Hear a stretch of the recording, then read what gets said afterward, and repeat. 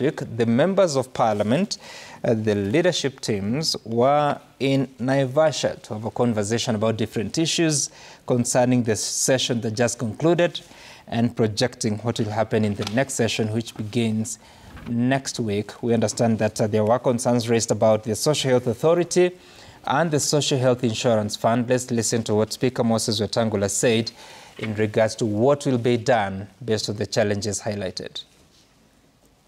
Tumekuwa na maneno makalikali jana katika Naivasha katika kongamano ya wabunge, na nimeamuru kamati ya afya ya bunge iketi na viongozi katika wizara, yale mambo madogo madogo na makubwa makubwa ambayo inasaidia kuleta maneno ambayo si mzuri katika utekelezaji wa SHA Taifa Care, lazima tuyanyoroshe ili wananchi wapate manufaa kutoka hii sheria.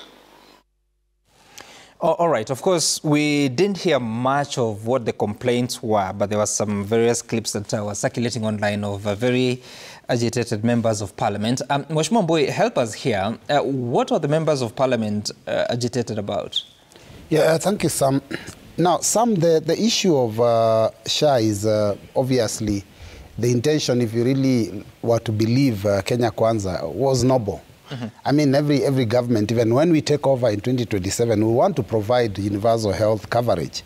But sometimes you wonder whether when they give these promises, they really have intention of living through them. First and foremost, one of the complaints that we had as members of parliament is that this SHA is targeting people that are salaried. Yep. There was an intention in the law that they will be able to value everybody's ability to pay, but that has not been forthcoming, so the burden is still on those people that are salaried. Now, it is okay when we make payments from our salaries to cover for those people maybe that are not earning salaries. But unfortunately, like I'll give in my case, I'm paying about 17 times more than I was paying before on health insurance. But this amount I'm paying was supposed to cushion me so that I do not have to go into my pocket again to support my constituents when they have health issues. Unfortunately, some we are still going into our pockets again so that we are constantly paying for harambes for medical care. So that's one of the problems that we are having. Again, the issue is the uncertainties in exactly what is being covered under this SHA. Many other times, you've run programs here showing people that have ailments that require, maybe special attention. Some of these people have to be treated out of the country. And you find that SHA is probably just paying about 20%. So where does 80% come from? Again, people have to go and do harambes. That was not part of the promise. So basically, we are losing out on that. And then, the rates that are being used to cover treatment under SHA are all basically for public hospitals. So if you go to a private hospital, then you cannot get the same kind of, the amount of money that is being paid will not cover you.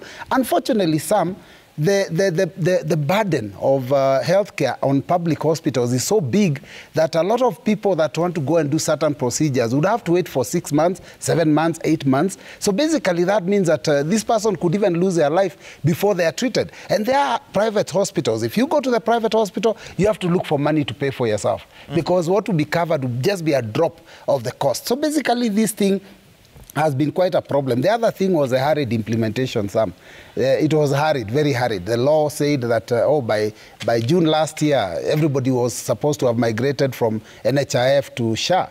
And I remember I raised this concern, and I said, how sure are you that will... In fact, they were saying that even the register for NHIF was supposed to be disbanded so that people register afresh. I said, you need to migrate the people, and then you need to register people and take time. They said, no, they will manage.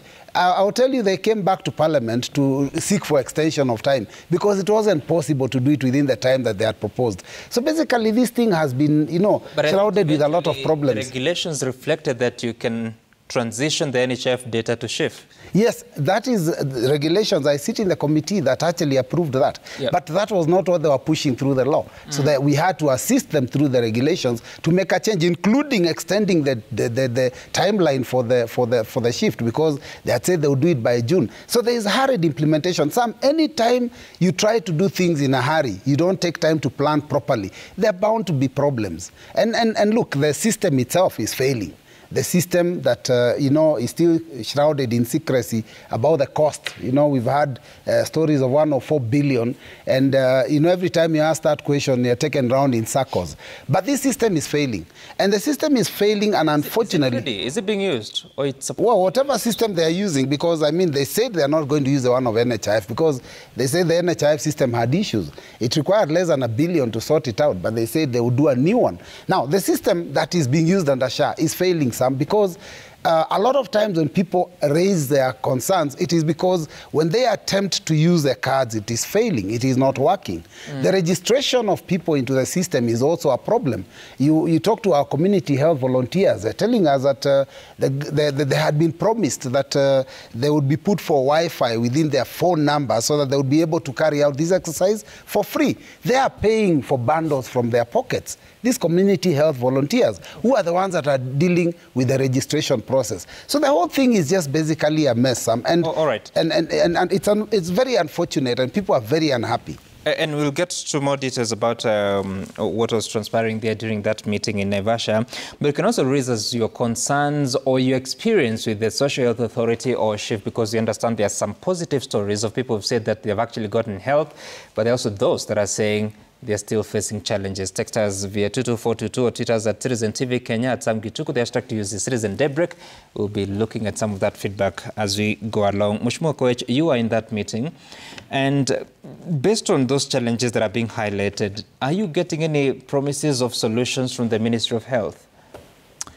First, we had a very candid talk with the Ministry of Health, because, of course, my point will be, how did we get here, Sam? As a country, we've had health inequalities, and that is why, at this point, it was necessary to have a universal health care. It's been promised by different regimes. In fact, I think President Ruto is the only president who's been bold enough to confront and make sure that we have this. But you must remember that it's been a process. Yep. Members of Parliament have participated in this process. We had 4 legislation that gave birth to social health assurance. That is Taifa Care. We have deliberated on this issue for way too long. It is a new system. It is working, but it has challenges. The president himself has admitted that it has teething problems. Sam, I tell you, there is a lot of fight back, not from one quarter, from several quarters. In the 20th century in the US, there were the oil, rail, and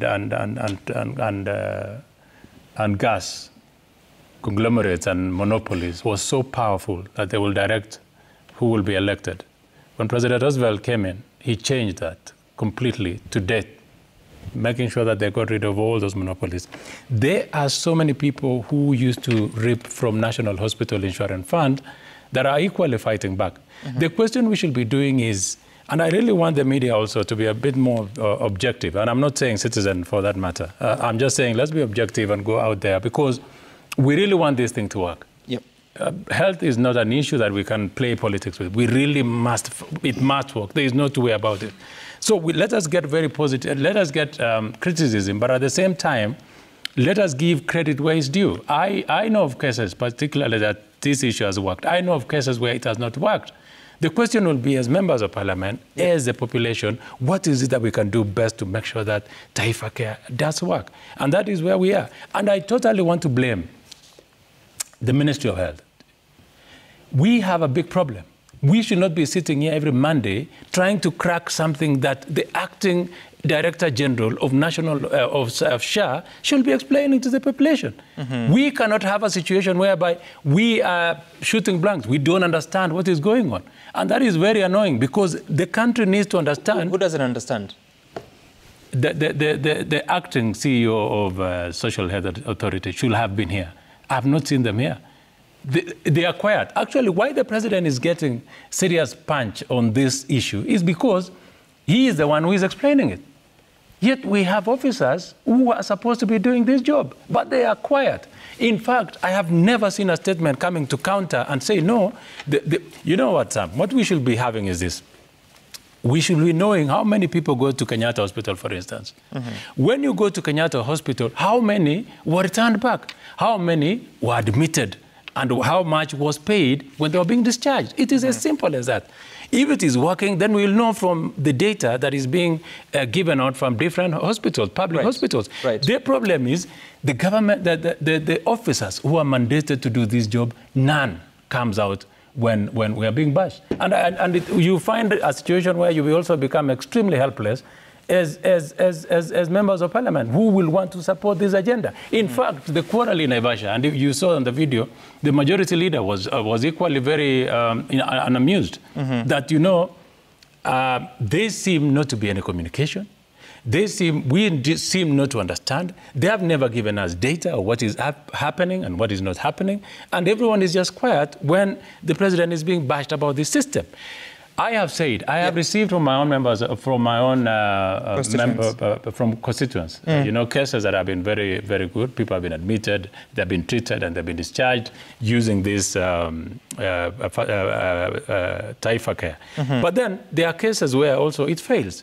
But who is supposed to be explaining that? That is what I'm saying. And that is why, as members of parliament, we said, in fact, there's going to be a meeting this Thursday, like the speaker did say. And we have also said that we will take them to task because this thing must work. So was there any commitment from the Minister of Health? I'm telling you something, Sam, and I'm sorry to say this because, you know, I am supposed to be at many times to supporting the position of the government because that is what our manifesto is, and that is why I will not allow this system not to work. But the NHIF team, the SHA team that came to Naivasha were underwhelming. In fact, they were short of being kicked out by members because none of them seems to understand how this thing is working. They just could not explain basics. If you are coming to see members of parliament, you must be prepared. You come with the data. Bring us the data and say, this thing is working. These are the numbers that we have. So they're not ready, or maybe that data does not exist?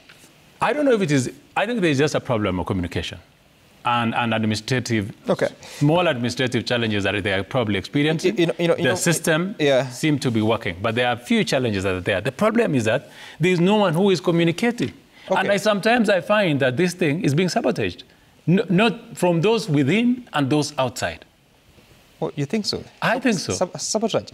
It is being sabotaged. But you know, Mheshimiwa, before I cross over to Mheshimiwa Mureu, Social Health Authority probably has only one staff member, the acting DG.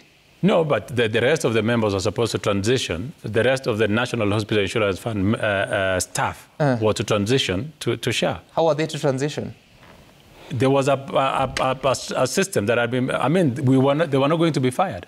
No, Social Health Authority, according to the law, correct me if I'm wrong, because you passed it, was supposed to recruit, and they were to give priority, a chance to those members of the NHIF, those who are qualified and who will pass the interviews. Absolutely. That has not happened, has it? It has not happened, but we still have the same system. We still have the same people who are in national Don't you think that's part hospital of the insurance. Because we are in which month? The rollout started in October. So you have October, November, December, January, 4 months, 5 months in. This is the 5th month. But still, the staff questions have not been resolved. But what is the difficulty, Sam, in saying that these are the challenges that we have, and can we hasten the process of onboarding staff so that we can be helped? Because in their communication, it didn't come across as that was a challenge. Okay. Mheshimiwa Mureu, what has been the experience of the constituents of Gatanga in terms of this service, but also looking at the contribution versus the value offered in the packages? I think the situation is dire.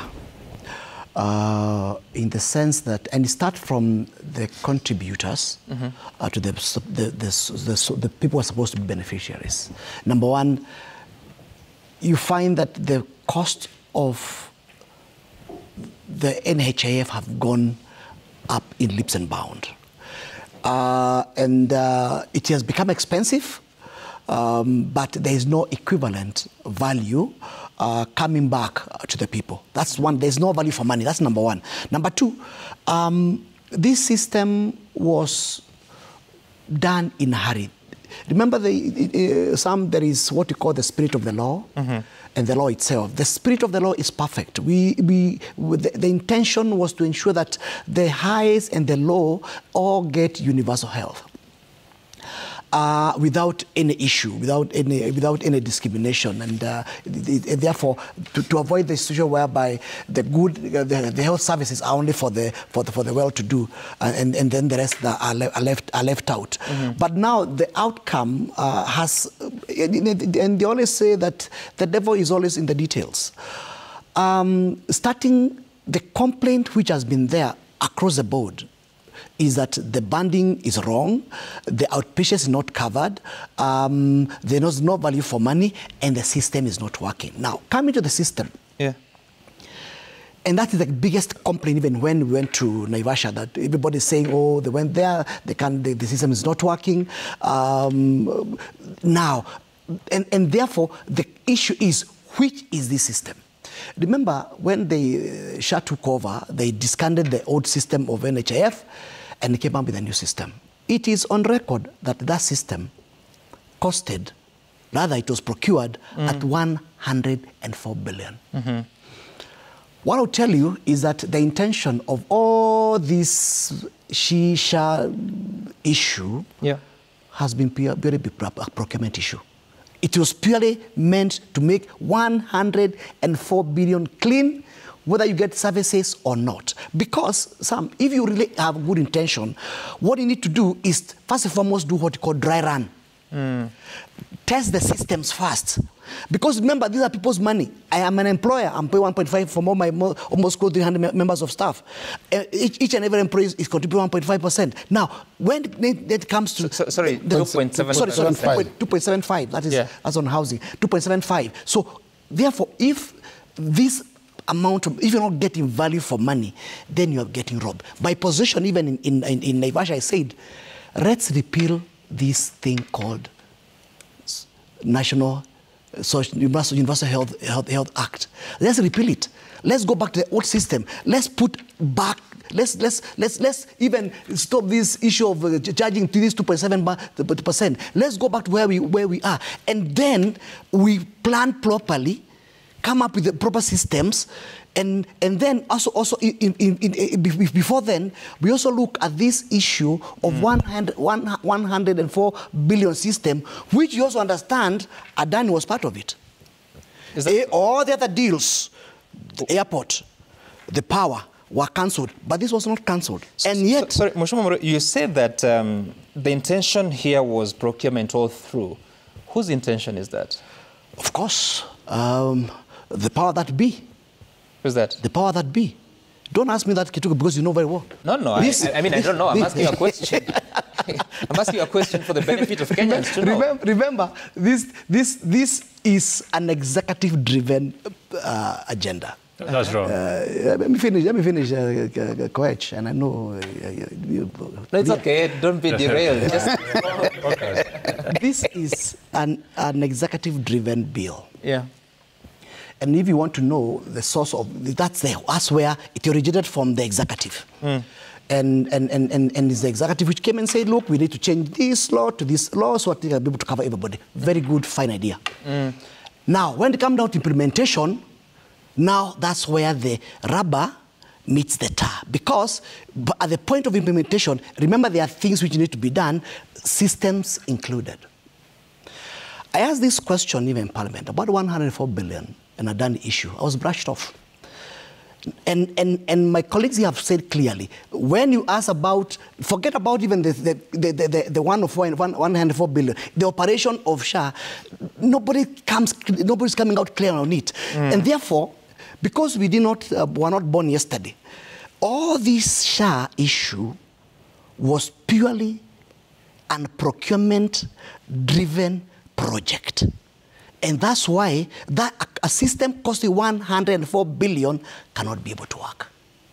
You know, you have told me that those behind this procurement deal are the powers that be, and I do not know who that is, unless you explain.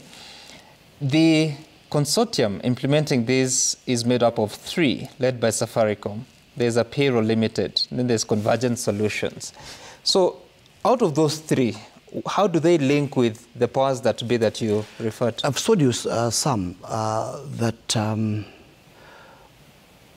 this legislation, especially on SHA, is executive driven. That's correct. Right? I mean, it's now, and therefore, they are the mechanics of implementation. Of course, it is not the executive was supposed to come and implement it. They are, you procure private and public sector to come in and bring this issue. Now, remember, there is nobody has come out clearly on the issue of the system and how it was procured. There was no tender for that. All right? But what you have heard, and you know, when in Kenya, when you hear stories, when you see smoke, there is fire. That this system was procured at 104 billion. I'm not faulting the players. I'm faulting the price of the system. Because a price that's about 104 billion. How much billion. should it be? It's about close about $800 million US. It's a huge amount of money. I've never had a system costing that much. And that's where the issue is some. Because if complaint is about the system is not working, all right? Yeah. Now, and it was procured at 104 billion, all right? Now, what does that mean? So what does that mean? Is that accurate? Because that is actually, first of all, let me ask. Yes. Is there a system that was procured for 104 billion? Of course, false. That's just pure politics. What do you mean false? Who has said that there was a system that was procured for 104 billion? From Safaricom.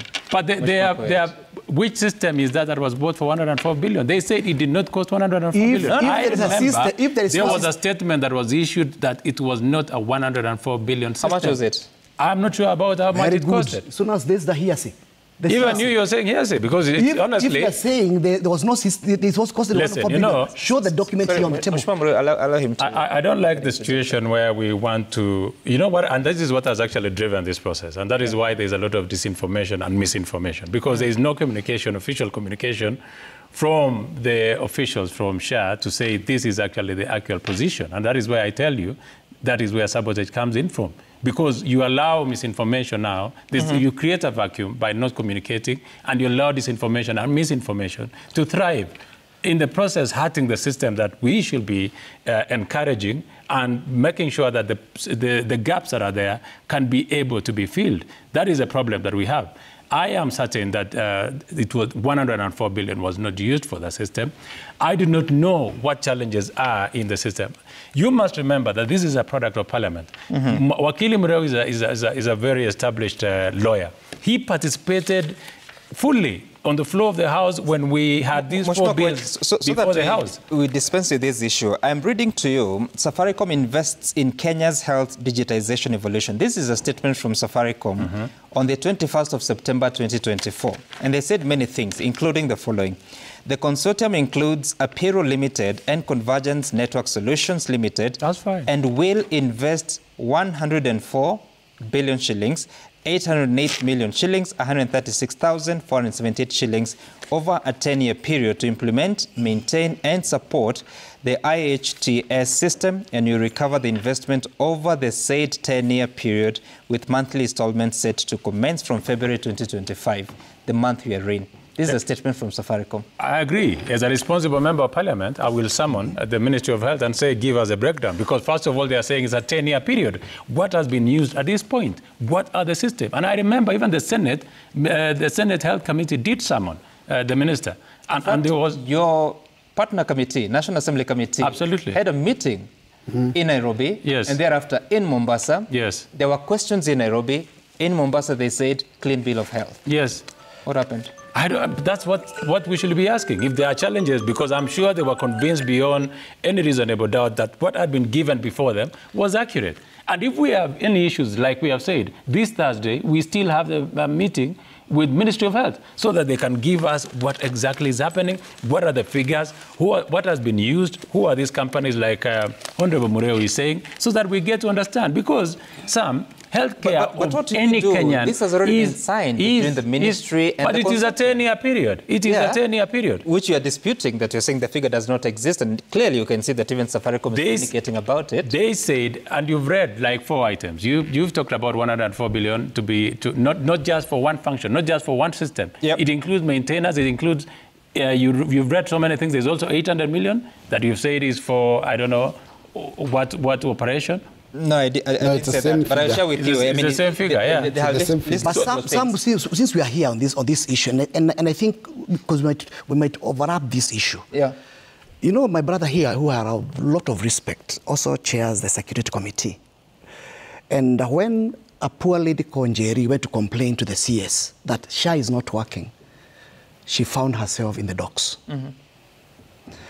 You know, when you have no answer, you tend to take what you call the big whip. Jerry had not done any crime. Mm-hmm. He went there just to like any other Kenyan, but she found herself in a boardroom of the CS to tell her, look, this animal called SHA is not working. Mm-hmm. The system is dead. And then she was charged for causing disturbance. Now, since the chair is here, connect what you're saying about the procurement, the working of the SHA, and why Njeri found herself in the dock. Because again, it's an uproar. What is this you're trying to tell the Kenyans? You arrest someone for telling you the truth is not working? No wonder there is even abductions going on, because when you say things are not working, instead of addressing the problem, you're getting either arrested, abducted, or killed. Sam, you know, I really don't understand. I don't know how you're connecting. You know, Wakili Mureo has brought abduction into SHA, and I don't know what. Can we just be focused on one thing? Wakili Mureo, you were with me in Parliament when we deliberated on 4 bills that gave birth to SHA. You made comments. This is a process. What the Ministry of Health is simply doing is to implement what members of Parliament have deliberated on and have subjected it to public participation. For him to come here now and say, oh, this thing is not working, oh, this thing is being procured by this, oh, he is, it makes me feel like Njeri's arrest. I know, that was wrong. Right. As members of Parliament in Naivasha, we said it was wrong to arrest Njeri. Whether she had breached security to get into the minister's office or not, that was neither here nor there. The question was, it was wrong to arrest Njeri for asking why SHA was not functional. Because we demand answers as Kenyans. And she was in a public place. She was, I mean, offices, government offices are public places. All right. I want us to listen to what Professor Kindiki said. I think he was in Embu when he was responding to concerns by border riders about the amount of money they have to pay to the Social Health Authority. Do you have that? Tutaendelea kuboresha hii huduma ya afya, hii insurance ama bima ya afya, ili kuhakikisha hakuna mwananchi anafinyiliwa katika yale malipo. Right. Kuhakikisha hakuna mwananchi anafinyiliwa kuhusu yale malipo. I want us to take a short break, but we're asking you the question, what is your SHA story, SHA or SHIF story? You can write to us at Citizen TV Kenya, at Sam Gituku. The hashtag to use is Citizen Daybreak on X, but also on Facebook. You can go to Citizen TV's page. There's a question there. You can post your comment. Someone is saying, Cheriot is saying that it's working perfectly than previous cover. Chirichiri Clinton, you're saying it's working perfectly. Someone else here is saying, utapeli tupu, I was told ndio nitumie SHA, maybe nikue ati admitted. That is Ras Castro. Kiplangat, you're saying, I've had to use cash on 2 occasions. Esi Mayo, naogopa kucomment. Well, Enrico, you're saying, theft. Where did our NHF money go? Stephen Zedi, you're saying, I don't understand what you're saying. Someone is saying, scam of the highest order. So different comments, different stories, depending on whom you ask. We want to highlight some of them. And like I said, there's been people who have said they have been quite effectively attended to. There are those that have raised questions, including one who said that he had to pay more than 130,000 shillings despite having made his contribution through the employer. The explanation was that the employer had not uploaded the e-slip after making that payment so that the system could be updated. When you ask that question, we were told that it is required of the employers to do so, even if the money has already been remitted. We're taking a short break. When I come back, we'll also be talking about another issue that has been of concern, and Mheshimiwa Muriu has highlighted it, has mentioned it, that is the abductions that we see, the enforced disappearances, eventually people turning up dead at the city mortuary. Stay tuned with that.